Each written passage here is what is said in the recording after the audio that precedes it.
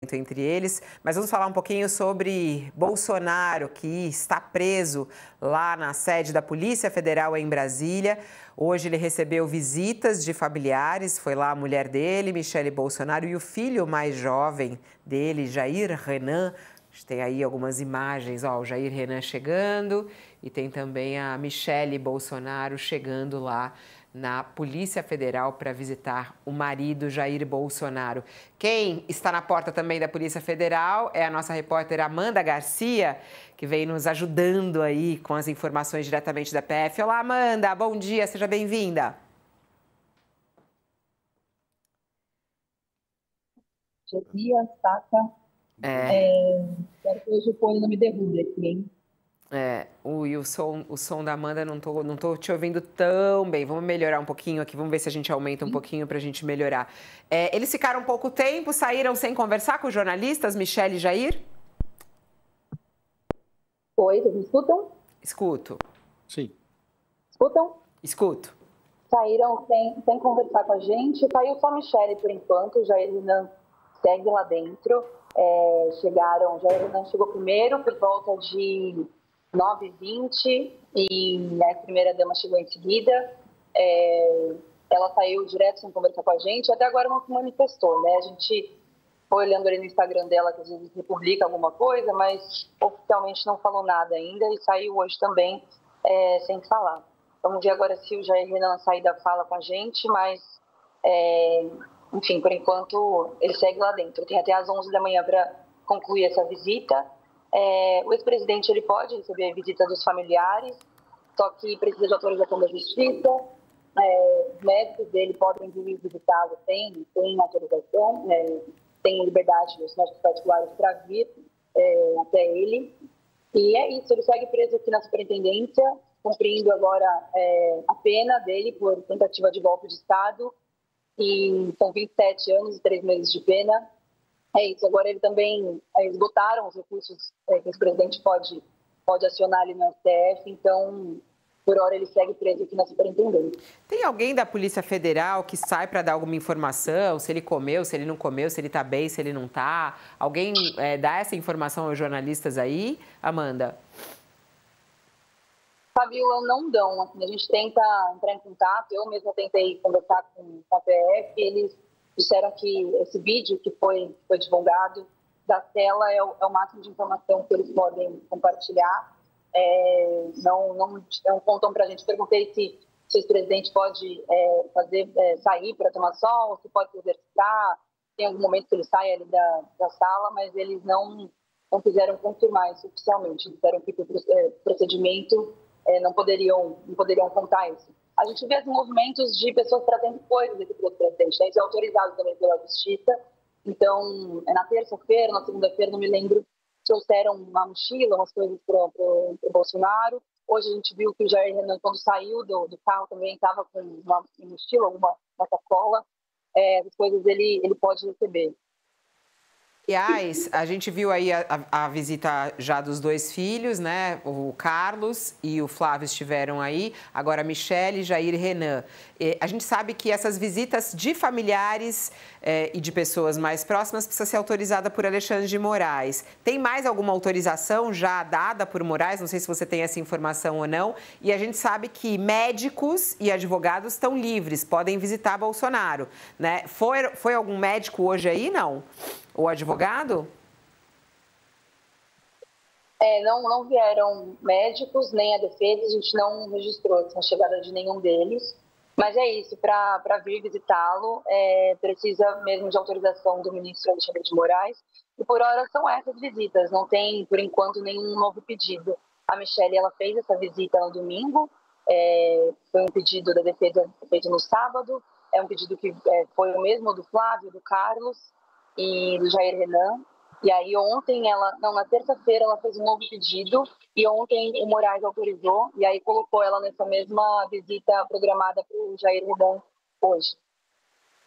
Muito obrigada, Amanda. Bom trabalho para você aí. Boa sorte. Até.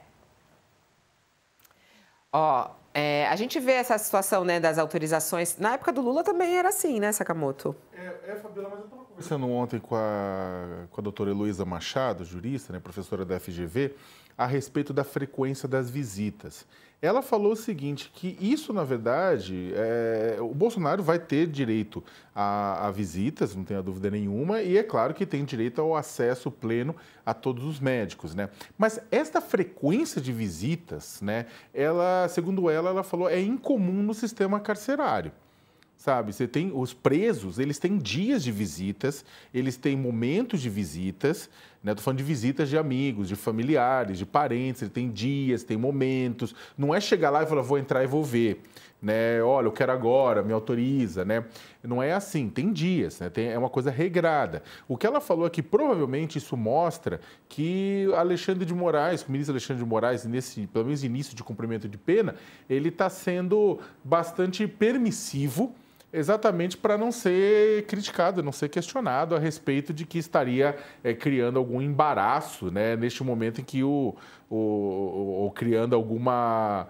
porque há uma crítica, né, de que, não, estão querendo torturar o Bolsonaro não tem condição, né, de estar preso, etc. E tá, na verdade, então tá. Então, você quer ser visitado, vai ser visitado, está garantindo e atendendo todos os pedidos da família com relação a isso. Ele não quer comer a comida lá da carceragem, então...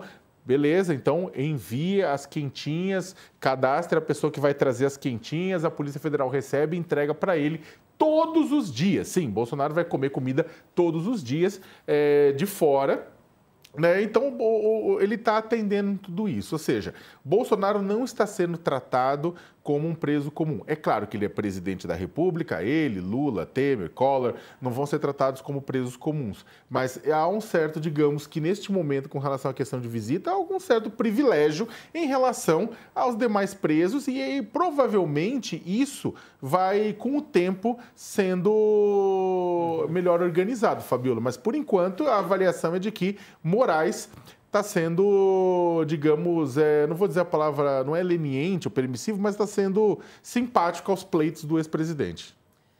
Alguns dizem a jurisprudência Lula, o Josias, como alguns disseram, como aconteceu quando Lula também estava preso. Aliás, no nosso podcast Janja, fala inclusive das visitas da Janja, que ela ia vestida, inclusive, ela ia como advogada de Lula e ela conseguia entrar lá para visitar o presidente Lula, na época preso lá na Polícia Federal. Você acha que há aí um benefício a mais para Bolsonaro? Essas visitas deveriam ser mais restritas, Josias? Bom, acho que estão sendo restringidas as visitas, né?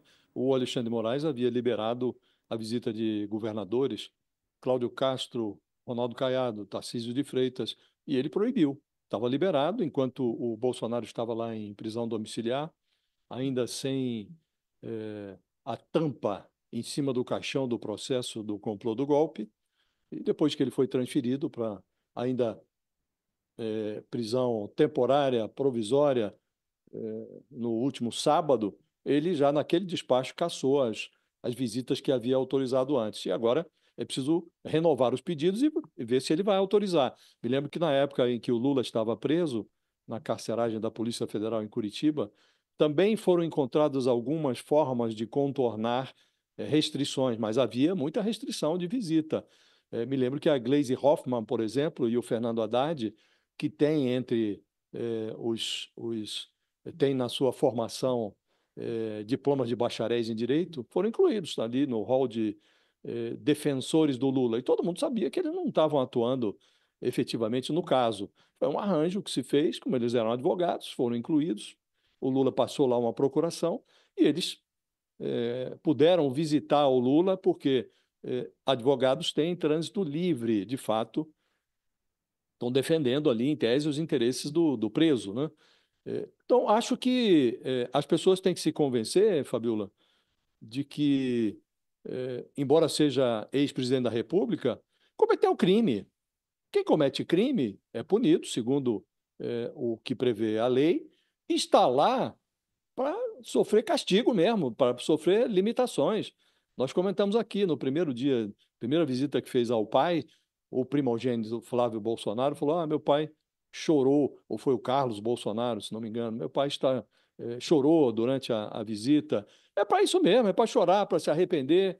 para perceber as infrações, as delinquências que cometeu e, se possível, sair lá na frente melhor do que entrou na cadeia, né? Esse é o objetivo. Então, não faz sentido um liberou geral. Aquilo ali não é uma porta giratória que possa ser cruzada por qualquer um. Agora, por exemplo, o Tarcísio de Freitas é engenheiro, não é advogado. Então, esse arranjo não vai poder ser feito em relação a ele. E há uma ansiedade do Centrão em permitir que o Tarcísio converse com o Bolsonaro, que eles estão se autoimpondo a data de final de março para que o Bolsonaro passe, afinal, o bastão da direita para um sucessor qualquer, né? E é preciso ver se o Alexandre de Moraes considerará razoável permitir que o preso receba um governador, como o governador de São Paulo, para fazer articulação política. Não me parece que seja adequado, porque o Bolsonaro é hoje um prisioneiro, é um criminoso condenado, e não é articulador político, e cadeia não é lugar de fazer articulação política. Então, os familiares que façam esse papel. Se o Centrão considera tão essencial ter uma posição do Bolsonaro, eles que transformem, como já transformaram aí, até com um certo ciúme da Michele Bolsonaro, mas hoje, aparentemente, o porta-voz do cárcere é o Flávio Bolsonaro. Então, já tem esse pombo-correio aí. Para fazer até para completar esse bom relato do Josias, Fabiola, só para fazer, eu estava pegando aqui, puxando os arquivos, né?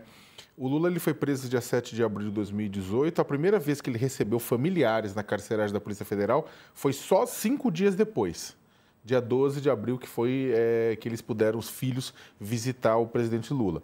Daí, né, por conta de dúvidas e tudo isso que o Josias mesmo colocou, que hoje o ministro Fernando Haddad estava visitando o Lula na condição de advogado, toda aquela coisa, a juíza Carolina Lebos, da 12ª Vara Federal do Paraná, que era responsável pela execução penal do ex-presidente, baixou as seguintes regras naquela época. Visitas sociais seriam permitidas apenas uma vez por semana, nas quintas-feiras, entre as 16 e as 17 horas. E o Lula estava recebendo visita de lideranças religiosas às segundas-feiras. Esses encontros passaram a poder só ser realizados uma vez por mês, né, como acontece com os demais presos da carceragem, né? Então, foi mudando, esse padrão que você até fala, foi mudando. A própria cela do Lula era mais espartana no começo, aí ele foi conseguindo colocar um aparelho de ginástica, algumas coisas ao longo do tempo. Foram as entrevistas. Você foi entrevistá-lo lá? Fomos, a gente foi entrevistar pelo UOL aqui, né, o Lula, né, na carceragem. No início, as entrevistas tinham sido proibidas, né, e depois foram permitidas. A primeira que foi entrevistada, inclusive, a nossa colega Mônica Bergamo foi a primeira, ela inaugurou a série, né, e aí depois pôde ser entrevistado, mas havia essa limitação a respeito de quando alguém poderia fazer uma visita ao Lula. Aliás, a Mônica já deve ter encaminhado. Né? A Mônica já deve ter encaminhado até para o Supremo o pedido para entrevistar o Bolsonaro. Fala, Josias. As entrevistas foram antecedidas de grande controvérsia, né? O Ricardo Lewandowski autorizou a entrevista, depois se não me engano, o Luiz Fux, que presidia o tribunal, cassou a autorização, e aí houve um debate jurídico, pode, não pode, dar entrevistas e tal, e verificou-se que até bandido Reles, que estava preso por crimes gravíssimos, homicídios, davam a entrevista mediante autorização judicial, evidentemente, né? E aí concluiu-se que não faria sentido restringir as entrevistas do Lula. Acabaram liberando, né? Mas tudo, nesse caso específico, Fabiola, que normalmente quando o juiz condena alguém, depois de encerrado o processo, ele passa para outro magistrado a condução da execução da pena. Então, há as varas de execução penal nos estados, né? Agora, nesse caso específico, lá atrás, no Mensalão, por exemplo, embora tenha sido julgado pelo Supremo Tribunal Federal, também o relator da época preferiu, Joaquim Barbosa, passar a execução para os juízes de varas de execução dos estados. Brasília, estados estados de origem dos condenados, né? Agora parece que o Alexandre de Moraes não vai fazer a mesma coisa. Então ele vai manter sob o seu controle a execução das penas. Está fazendo isso, no caso desse grupo já condenado, o grupo principal do complô do golpe, né? Então vai ser sempre essa fricção. Os advogados sempre vão ter que recorrer ao Alexandre de Moraes quando quiserem providenciar a visita de alguém, quando quiserem uma regalia qualquer adicional para o Bolsonaro, e vai ficar submetido o Bolsonaro e os outros, né? Os generais, o almirante, os ex-ministros civis que já foram em cana também, o Anderson Torres, se conseguirem trazer o Alexandre Ramagem também, ele, né? Serão todos eles submetidos a deliberações do Alexandre de Moraes. Falando sobre esses privilégios de ex-presidentes da República preso, né? Tem também os privilégios